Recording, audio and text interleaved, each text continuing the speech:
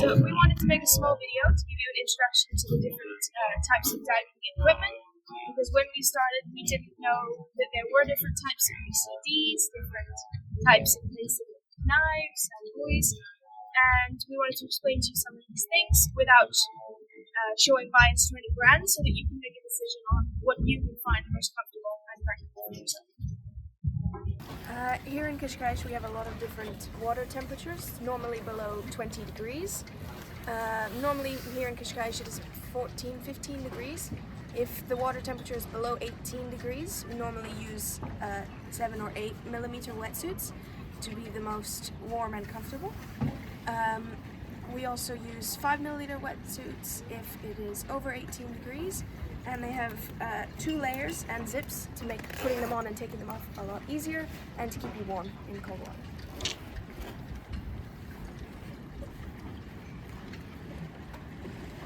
Há também outros fatos que têm possibilidade de ter o fecho à frente, deve ser fecho vertical. We also have different closings besides in the front, also along the side, depending on what you prefer.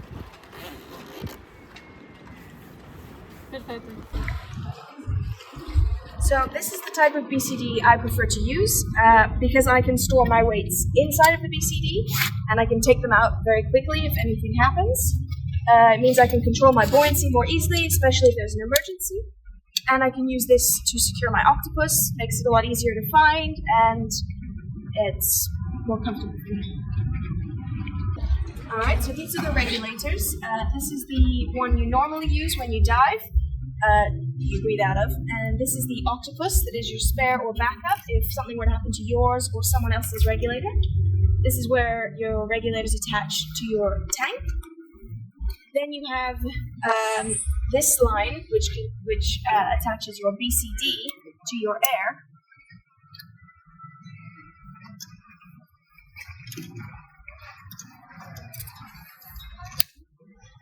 Allowing you to control your buoyancy by inflating or uninflating your BCD. This is your pressure gauge, which tells you exactly how much air you have, although it isn't very accurate past about 10 bar, which is why we have these connectors, which can be connected to certain dive computers, so that you can know exactly how much bar you have, down to even 1 unit.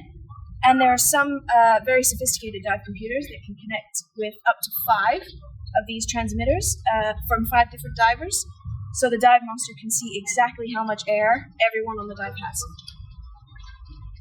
There are also more simple dive computers like this one that is not connected to the transmitter, but that is much cheaper. In my opinion, this is the most important piece of equipment, because if you cannot see, it's very hard to do basically anything, like checking your air and things.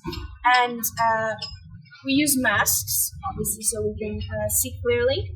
And we attach snorkels, if you prefer to have one. Some people don't. On the left side, because the regulator goes around the right, you don't want to risk it hitting the regulator or potentially knocking it out of your mouth. We have different sizes of masks, different colors, different types, some that aren't clear on the outsides. They have to be fastened to your face using suction.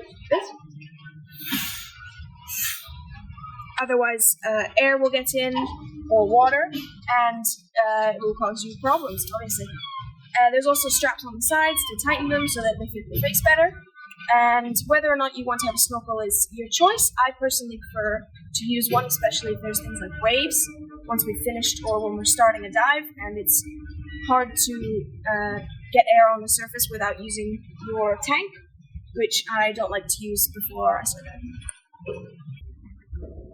So as well as your wetsuit, we also wear boots, depending on your shoe size, and obviously there's different brands you can choose from. You can either secure them on the inside or the outside of your wetsuit. With this wetsuit, which is new, I normally wear them on the inside because there's a zip at the bottom of my wetsuit that makes putting them on the inside of the wetsuit a lot easier. But with my old wetsuit, I always had to put them on the outside like this because there was no zip and I couldn't put them inside the wetsuit without it scratching my leg. All of the boots, regardless of the brand, have this sort of notch in the back that is used when you put on your fins to secure them in place so that your fins don't fall off. while you're swimming. So these are surface buoys. We use this when we're on a dive and we're heading back to the surface to mark to our boat and to other boats that we are there so they don't get too close. This is the cord that we use. We fill it up with air from our tanks at the bottom and then hold onto this as it spins to let the buoy float to the surface.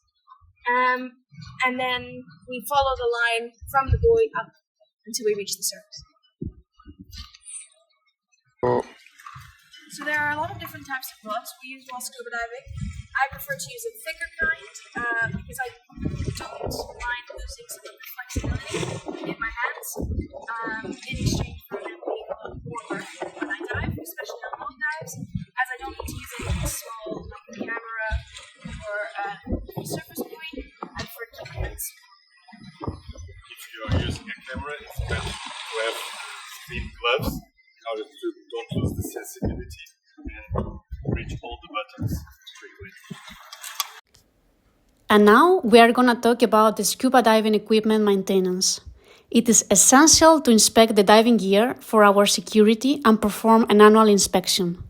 In case we feel there is something not usual or that discomforts us, we should immediately take our gear for a revision to the specialized technicians. All equipment is essential to check, however, regulators are even more important as we breathe from them. Regulators need to have an annual inspection, and sometimes we need to lubricate them more than once, depending on the number of dives we have from last revision. It is advisable to lubricate them every around 200 dives at least. In case we don't lubricate it properly, it could not provide the same air quality, so we probably don't want to experience this in our dives. And the same applies to our diving equipment. We at Avisport offer technician support for all brands. Don't hesitate to reach out to us.